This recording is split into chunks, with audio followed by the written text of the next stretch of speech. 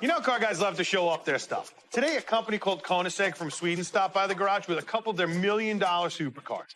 They've been selling record-setting cars for over 25 years, so I guess they know what they're doing. Is Richard interested? Do monkeys like bananas? Whoa!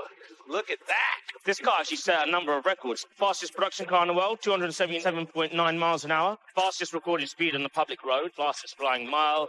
1,360 horsepower engine here. 0 to 250 miles an hour in 24 seconds. When you're a famous kick-ass hot rod shop, you tend to get a few reps to stop by Koenigsegg. Koenigsegg, yeah. They were showing off a pair of Koenigsegg supercars, and they're a designer's dream. Can I get in there? Of course you can. I'm fixing to go for a ride in the Koenigsegg world record car. All right, I got a little racetrack here that I've got planned for it, so it's no traffic. Go right. You're going to go down to the light, take a left. No, you're supposed to take a right. Was I?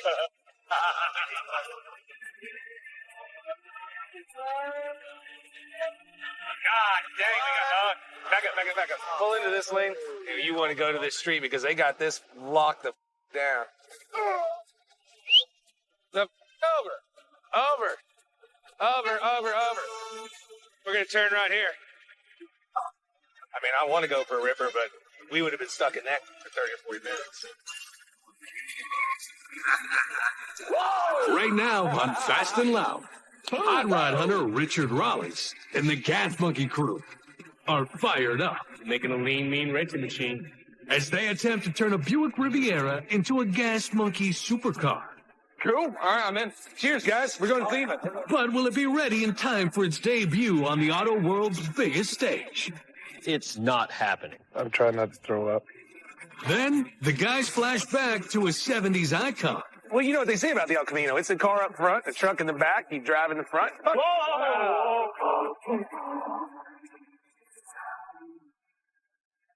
Yeah. We're back at work building the 72 Riviera into a $300,000 SEMA supercar. With just 6 weeks left, we're focused on getting the suspension on the Rivi. We've been knocking out some other builds, and this is a long-term project, so we've had to kind of kick it to the back burner, but we're back on it right now. There's a lot of money just collecting dust right here. Yes, sir. 6 months ago, Richard brought home the 72 Riviera and announced we were going to be building this thing for SEMA in Las Vegas, Nevada. It brings together the industry's brightest minds, biggest talents, showcasing the future of parts and cars. Last year, Gas Monkey brought the 34 three-window Ford and the Datsun 280Z.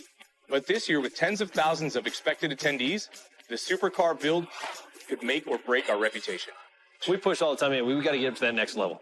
Inspired by specific elements of the Corvette ZR1, like carbon fiber details, center exhaust. This kind of looks like an overgrown one. Richard got the crazy idea to turn this land yacht into a gentleman's supercar hot rod. I got to go draw something up. I mean, if we're going to do this thing, I need to have some kind of design for us to go off of. This project's like nothing we've ever done before. The guys are all super excited, but super nervous about the timeline. So this is going to be our only build for 5 months? Absolutely not. We still got to stay open and make money. And we were right. It was delicate business getting that chop right, and that took extra time. This thing is long, really wide. On this build, everything's going to be custom from the frame up. Richard gave us an unheard of $300,000 to build the supercar he envisioned. Anything's possible. It just takes money. We even went to Chris Alston to get the best chassis we could, but making a chassis from scratch takes time. No matter how much you spend, everything takes time.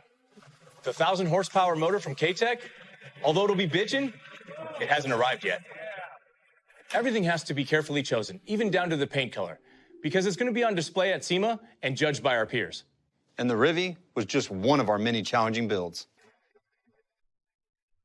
But Richard kept throwing us curveballs. We had to recreate the Bullet Mustang, and it had to withstand punishment in San Francisco for 3 days. Then almost immediately, we rolled right into a high-profile build, dropping a Hell Crate motor into an international scout. And then we had the opportunity of a lifetime to work with Barry Williams and Gas Monkey up the iconic Brady station wagon. We went back in time and made a 52 Chevy grocery getter into a NASCAR special. And if that wasn't enough of a time suck, we had our hands full resurrecting a 33 Ford shop truck we pulled out of Brian Bass's garage. Woo! And speaking of Bass, he had to step away for a while to work on some other projects. So now we're all carrying the torch as far as design decisions and seeing the project through to the end. These things are so big, it's unreal. Our priority for today is to get the measurements for the wheels, and that entails putting on the front suspension and putting on the front body panels, fenders, core support, making sure they're in the right place. Then we can mock up the wheels. Okay, you just stand there.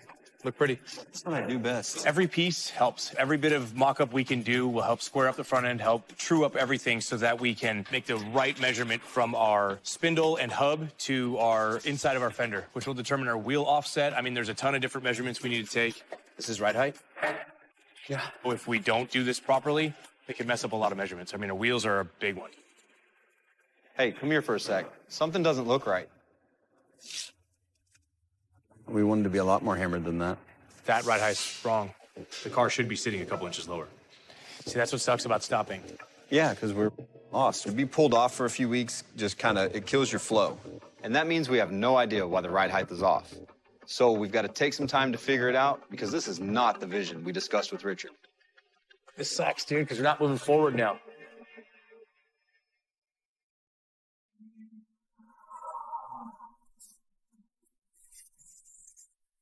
Just tried to buy a car here in my old neighborhood where I grew up, and we weren't able to get that deal done. So we went to the local pizza shack. And sure enough, we ran into a buddy of mine that I went to high school with. Well, he had an El Camino in his family all along that I tried to buy forever. So I grabbed him and put him in the truck. He's tied up back here, and I'm going to try to go buy it. Let's talk about this El Camino, man. Okay. It was your dad's, then it was your brother's, then it was yours. Yeah, I'm Daniel Flores. I'm from Fort Worth, Texas. If you want to know the truth, my mom's like, hey, whatever Richard wants. Where's the truck, man? I'm fixing to go into pizza coma. Back here, man. You remember this? Woo! Look at that. All right. I think it's held up for 41 years. No, it looks good. The El Camino first hit the streets in 1959. It was Chevy's take on a new type of ride. Based on a station wagon platform, it combined the usefulness of a truck and the drivability of a sedan. As the years went on, despite the odd-looking auto getting a makeover with a longer wheelbase and sexier lines, it never quite shook its image of looking fun. But it's since become a must-have for many nostalgic car collectors, and that's going to have me laughing all the way to the bank. What year is it again? 78. Super 78. Sport. It used to have the Trans Am hood on it, didn't it? Well, it did, but time caused it to fade away. So obviously it doesn't run. No. When did it run last? Probably 2013.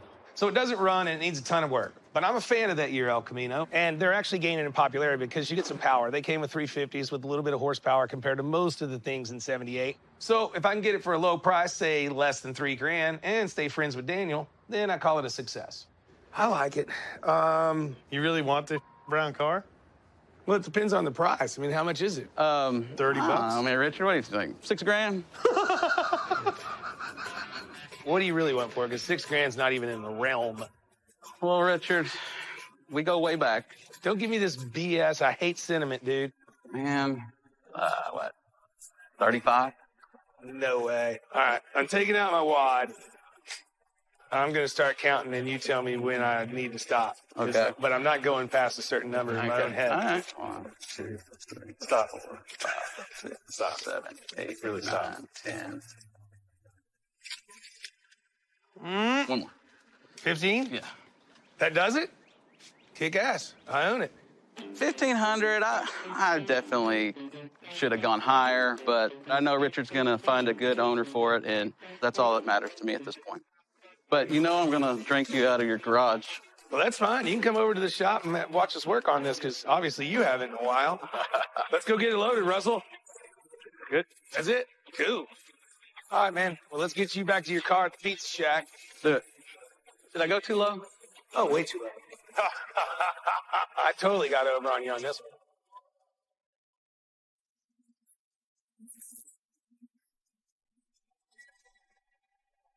All right, maestro of the interwebs. What's up, Richard? We've got to build a crescendo to this, the supercar, the Buick Riviera we're building. So that when we show up at SEMA, people are just freaking dying to see it. They're floored. They're freaking out.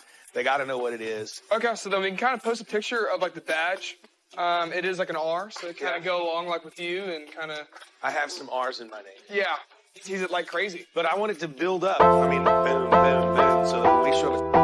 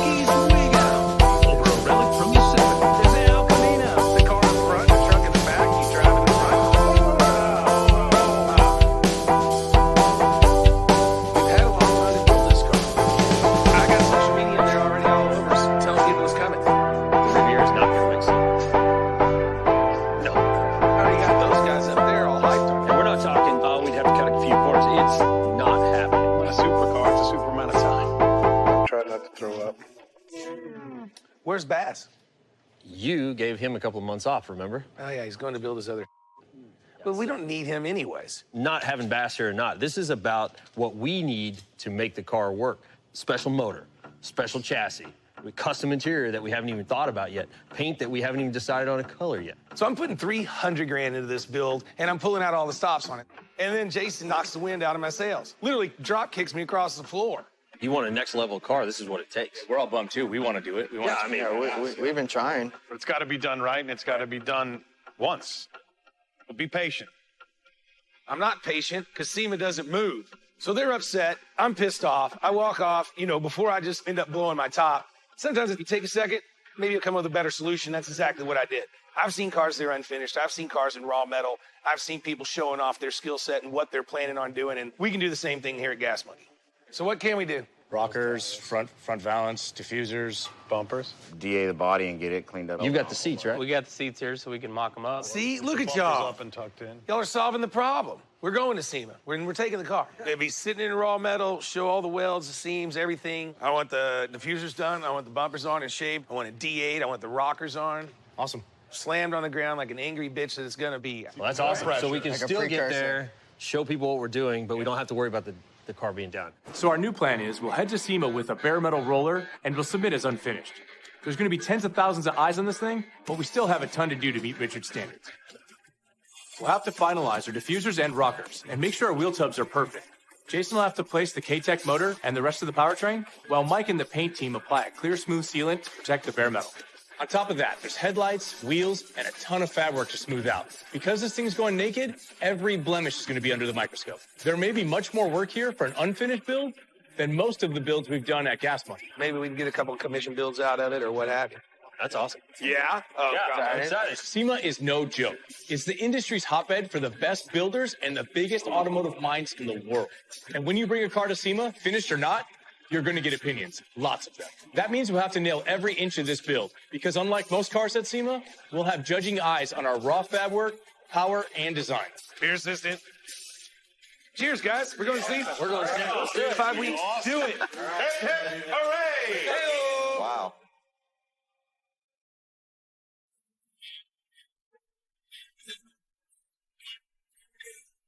Josh. Yeah.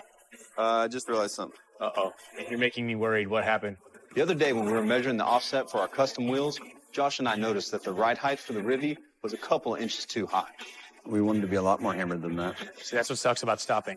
So I dug out the specs we used for our custom frame and noticed the issue right away.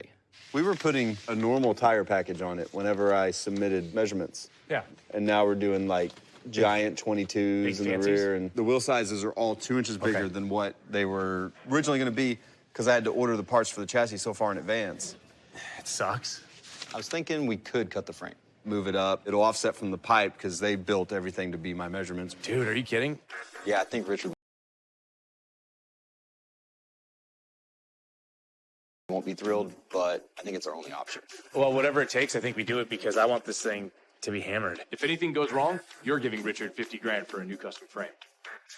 Obviously, it's not ideal to modify a custom frame that costs nearly 50 grand, but Richard has a vision for how this car is supposed to sit. He wants this thing low and mean like a Corvette ZR1, and the only way to get there from here is to cut it.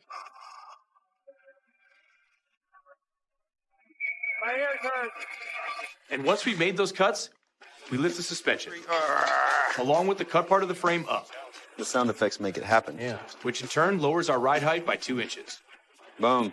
See, look at our lines still line up. So it's nice and square. So I can tack weld it, do my cross measurements, and we should be golden. So I'm taking a little pie section out of here, and then I'm going to drop the top down to meet this height. So then the frame rail will appear that it has a continuous flow instead of having a step in it, which we had to do to move it that 2 inches because of our larger wheels.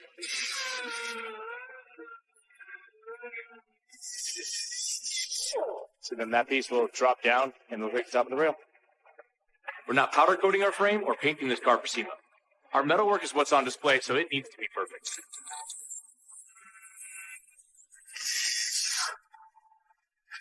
As if it never happened. Look at the turning radius on this thing, though. Oh, yeah. How's it looking? Coming along real nice now. Yeah, we've maximized our wheel and tire size and trying to get the measurements off the Budnick. We actually had to raise the whole suspension up in the front 2 inches, so we modified these front frame rails. So a lot of the attitude of a car comes from its wheel and tire setup, and I wanted as big a wheel and tire setup as we could get crammed under there. And I didn't mean that meant we were going to cut up Chris Dawson's custom chassis, but I guess that's what the monkeys took it. So the front will probably only be about 4 inches off the ground. Which is the magic number. Awesome. I'm going to try to get out of here without killing Good luck. Yeah, be careful. Sharp things everywhere. The right look is absolutely necessary, so the guys did exactly what they had to do. But this is a custom one-off chassis, and for them to go in and start doing plastic surgery on it, it's better be the last time. I'm digging it. I'm glad to see he's still excited about this build. I'm excited to see how limber he is. Not bad.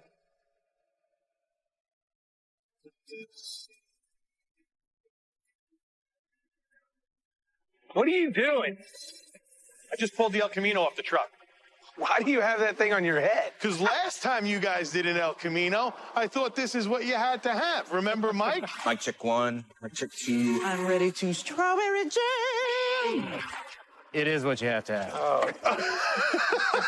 It's the El Camino. Well, you know what they say about the El Camino. It's a car up front, a truck in the back, you drive in the front. Whoa, whoa, whoa. It's a family show. Well, you get it.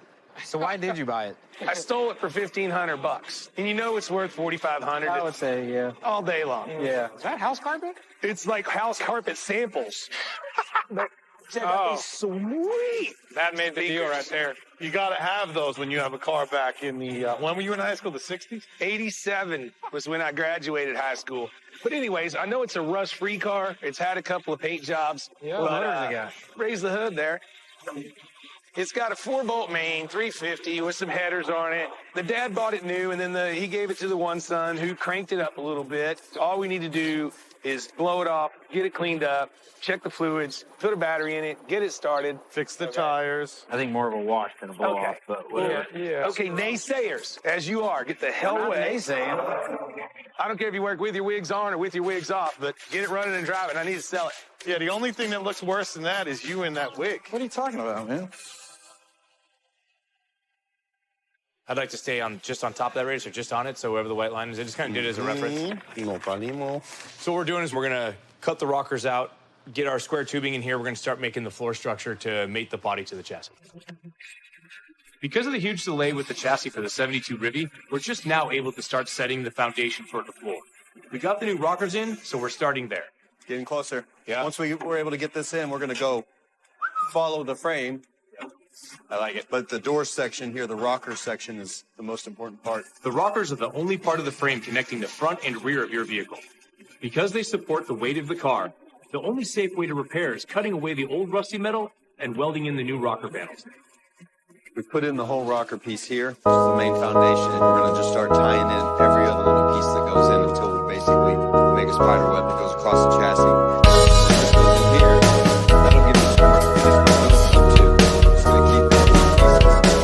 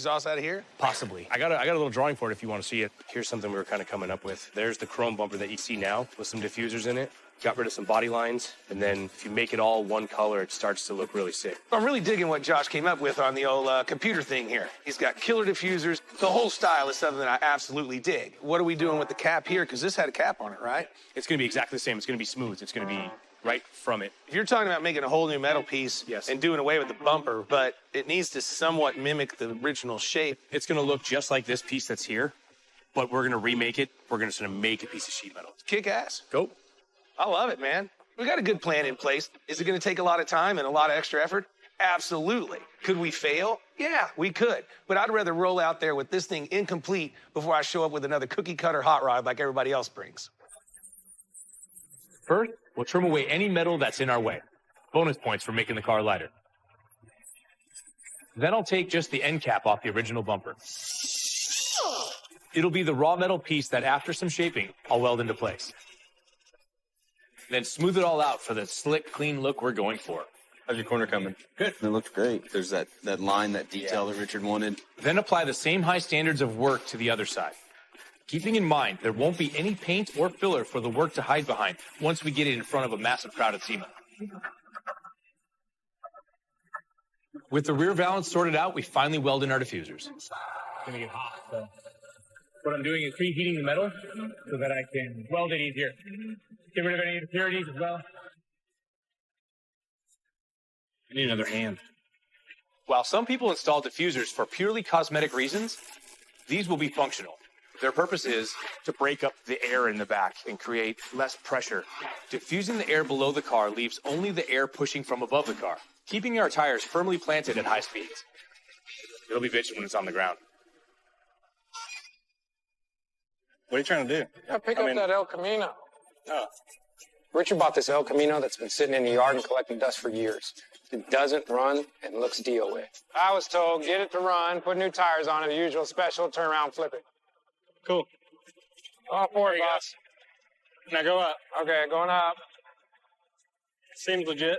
Okay, get in there and steer it. This is going to be interesting. Hey, you ever owned a lowrider? I never have. I always wanted one. What? Look at that. One of these. Make it hot, Metro. Yeah, woo! I love it. You're doing a great job. Okay. We're going to get in trouble. Stop messing around, Keenan.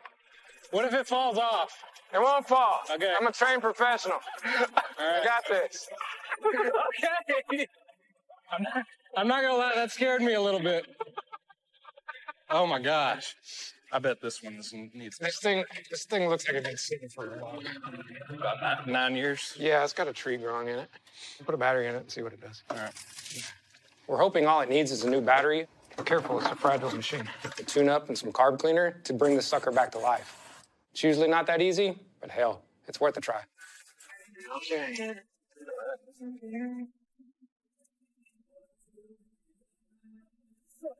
Oh, my God. Cleaning the leaves out, baby. That's pretty good. Hey.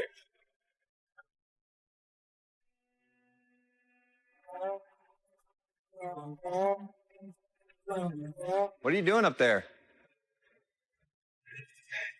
Getting a different perspective. Bird's eye view? The bird's eye view, yeah. When are we going to put this thing on the ground? I don't know. I'm anxious. You getting close to the frame rails? I dare to say that I'm close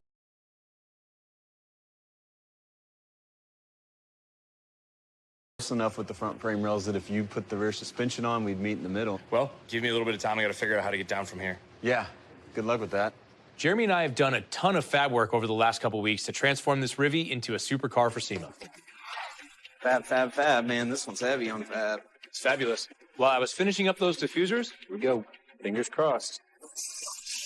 Jeremy created custom frame rails and a one-off back piece to add a lot of structure and mounting points for everything that's going on in the back of the car.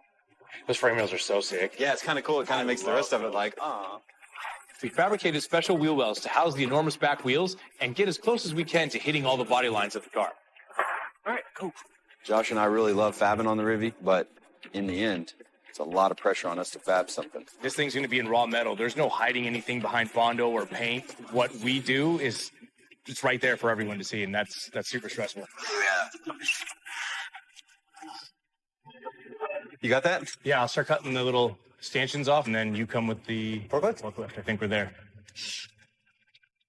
There you go.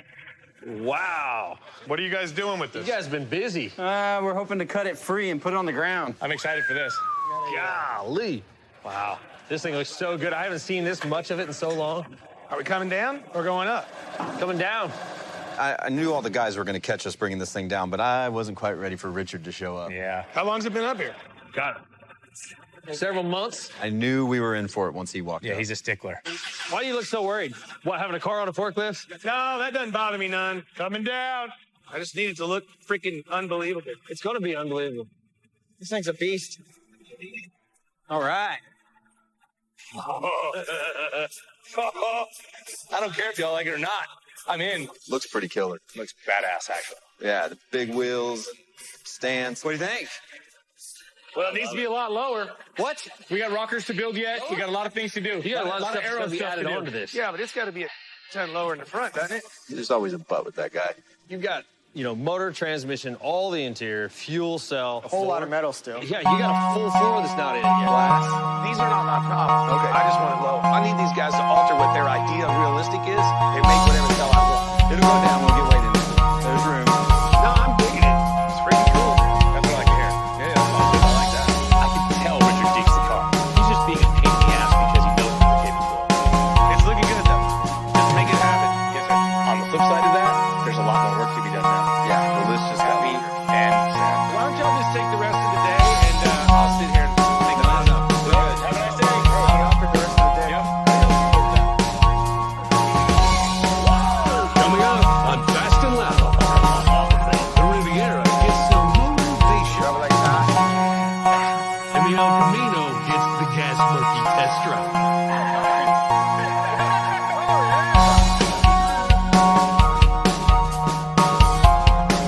We got new rubber for the El Camino. Gotta stand back.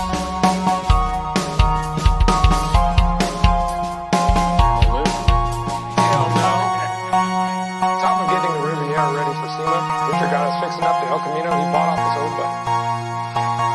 We got it for $1,500, so it's worth putting new rubber on. These tires can take a little trickery to get them speeding on the wheel. I hate this thing. You ready?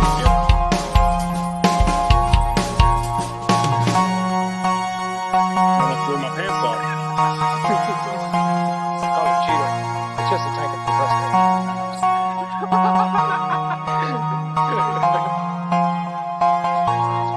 Once we get the tires back on the car and get it on the ground, there's a few little details that still need to stick. What are you doing? Trying to push this medallion on the horn, and the glue that I'm using just isn't doing it. I got you. I know exactly what you need. Is that your secret stash? What you got? Gorilla epoxy. You sure this is gonna work? I know it will. And I work too good where we might not ever get this back off. That's the goal. You get it on your fingers. Try not to. Bam. This stuff really works, huh? Oh yeah, I know. But it can't be an official Gas Monkey certified car until the paint and body guys get a chance to tear it up a little. All right, you ready to try this, guys? Remember, every car that we finish has to do a burnout. Yes. Yeah, you got it. We're gonna die. It's gonna be today. You gotta ease into it. Yeah, I'm trying. Guppy, we gotta mix it up now.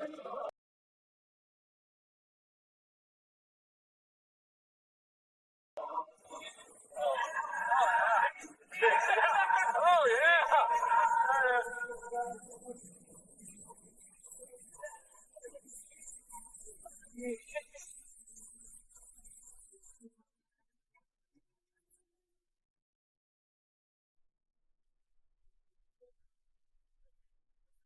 Welcome to El Camino land, Mr. Eric. Where'd you come in from? Grapevine, Texas. Oh, hell, you're 10 miles away. Yeah. My name is Eric Brabeck, and I'm here to check out the 78 El Camino that Richard posted for sale. Gave it a little tune-up, what have you. That sounds good. Runs and drives, we can take it around the block, but what do you want to do with it?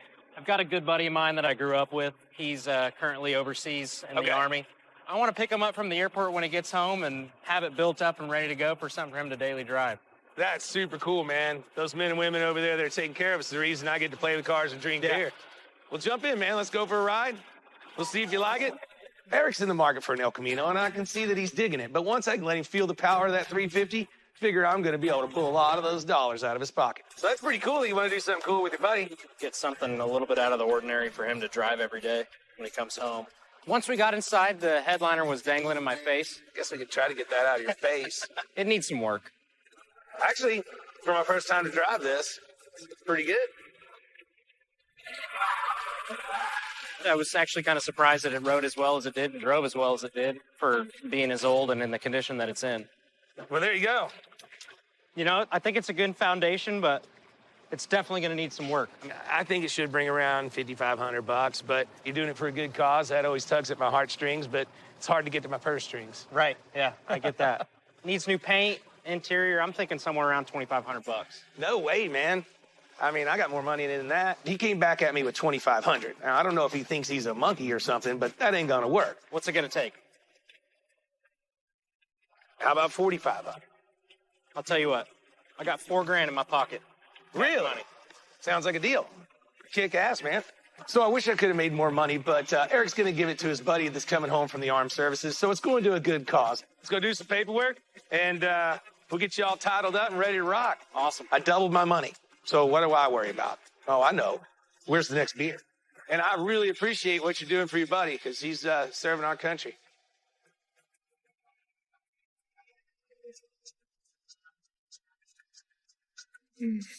Long ways to go, huh? Yeah. Richard just hasn't given us enough time, but Okay, well, we just got to really push. yeah, we are so far behind. The bottom line is we have to get this Riviera to have the look and performance of a gentleman's hot rod supercar that Richard wants for SEMA. Deadline's coming soon, and we just got to do as much as we can. I stole it out of Richard's car. You just hit that out of Richard's car. They come out pretty easy. Well, it's here. Might as well use it. First, we're going to take care of that look and give this car the mean face that Richard's looking for. It fits the hole so nice. It is. It's a good size. So we just cut out the metal and we sink it in there pretty far, right? There's a ton of room back there. I tell you, I like that headlight. The middle. It's a mean headlight. This high because I got to get back to the damn I think that's the way. So basically, we decided that, you know, an actual Hellcat headlight would fit in this hole, which would save us a lot of time and effort and give us a factory piece that's not just going to turn into crap a year down the road like a lot of the aftermarket stuff. So I'm going to cut this out so I can actually see it set in there and get a real visual. I take it off. You got it? Mm-hmm. Putting in my angry eyes. What do you think, boys? Oh, yeah. Yeah, I like that a lot. Cool. Like you said, check it off the list. It fits. Done. Where's the next problem? Let us at it. Yeah. So now that we've got the headlights figured out, it's time to get down to the heart of the matter. And by that, I mean the new K-Tech engine. Hey, look at the monkey jogging. Oh, sweet. John's got the motor. Ooh. So now we're going to unpack the new K-Tech engine and get ready to stab it. There's 1,000 horsepower in this crate. This box has been waiting to get into. It's like Christmas. Look at this thing. That's insane. Wow, okay, let's get this thing open. We'll marry the transmission to the engine. Yeah, you're real close at this point.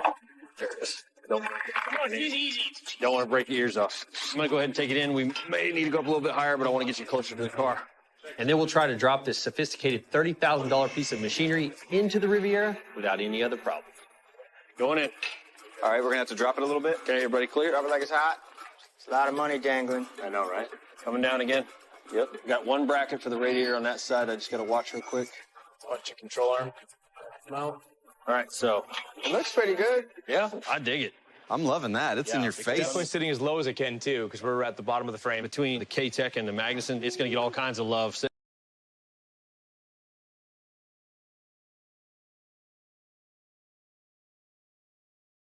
Right here in this car. So now all we have to do is drop in the Ron Davis radiator. Let's see what it looks like. It's beefy. Mm-hmm. Yeah, it just dropped in there. Like a glove. Like every time. Sweet. And hope that everything else will fit under the hood. All right. Moment of truth. Check the clearance.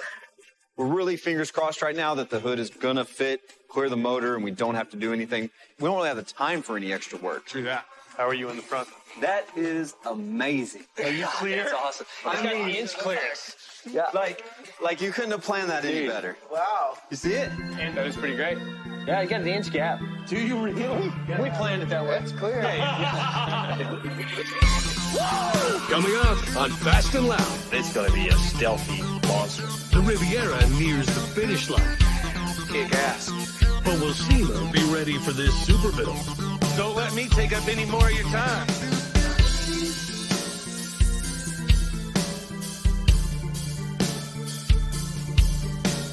The 1978 El Camino. This is Chevy's answer to the people who don't want a pickup truck and don't want a car. Why not have both? Drive to church on Sunday, haul hogs to the farm on Monday. As far as I'm concerned, anytime you can go short in the front and long in the back, why wouldn't you? Why wouldn't you? Because it's ugly.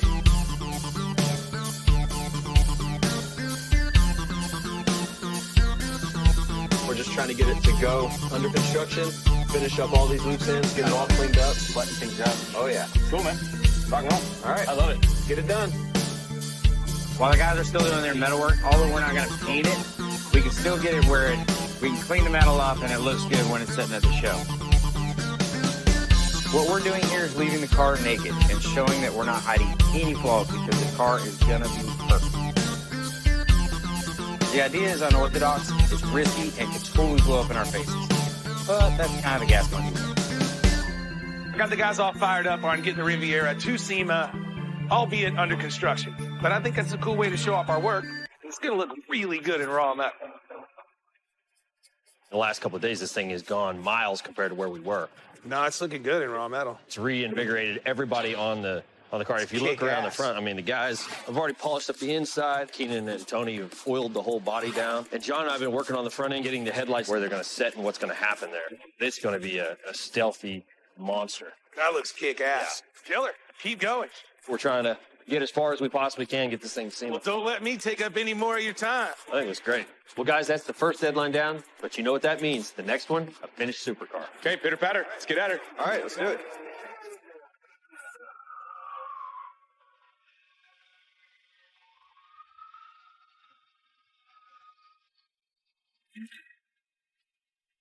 The 1972 Riviera.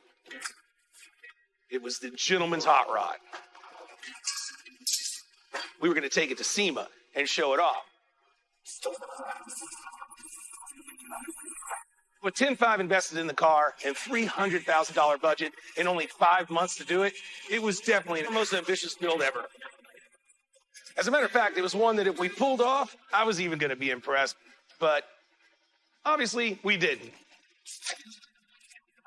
We had an idea of all the different body mods we were going to do, including chopping the top, et cetera, and so forth. But we had to pull out some of the big guns to get some of the parts that we needed. To get this 1972 Buick Riviera the supercar status that it deserves, it took a ton of metal work. To make this thing look like a badass supercar, we chopped the top. Just a little rake in the front to get rid of the way it was leaning uphill, brought everything down a little slicker, a little faster. Then we went to Budnick wheels. They're super massive. We've got 20s up front, 22s in the rear. And to house those things, we built some wicked awesome tubs. They're super clean. What more could you ask for? How about a full independent suspension from Chris Allison Chassis Works, front and rear independent? For the rear end housing, we went with Fab 9. For the shocks, obviously we went with Ferris shocks. And quick performance for our complete third member. Top it all off, we got some huge diffusers for that supercar look to get the air out from underneath this bad boy. Man, what a badass stance. When you're building a car of this caliber, paint and body is just as important as everything else. We've already had the car sandblasted, and the guys are already done with their metalwork. Pretty as it will be fully dressed with a super paint job, we decided to let everyone see under the clothes and reveal all of that badass custom fab work. Eventually, we'll have the time to get this car painted the battleship gray that we've all picked out. We all love the color, and it's going to look great when it's set in its seat. When we set out to turn our 1972 Riviera into a supercar, we knew we needed a power plant that was worthy of the job. We called our friends at K-Tech, and they hooked us up with this one-of-a-kind Generation 5 LT4 engine paired with a Magnuson supercharger. This thing is 1,000 horsepower and puts out 1,000 pounds of torque on top of that. Talk about making a statement, that's exactly what they did. And that paired with our Ron Davis radiator to keep everything cool, that's exactly what it's going to be at SEMA. You know how we like to stop? It's Wheelwood brakes, cylinder kit, and brakes. We put in the super comfy Recaro racing seats. And eventually, vintage air AC. Ambitious project? Absolutely. Bitchin' project? Absolutely. Going to SEMA? Yes, but under construction. But I don't mind. This car's going to be badass. Watch for it. Look out, SEMA. Here we go. Hey everyone, Josh and Jeremy here. We're super excited to bring the Rivi to SEMA this year, albeit a work in progress. We want to hear from you. We want to hear your opinions on the work we've done. So if you're strolling through SEMA this year, stop by and give us your 2 cents, or post online. We're super anxious for everyone to get their eyes on the latest Gas Monkey supercar. See you then.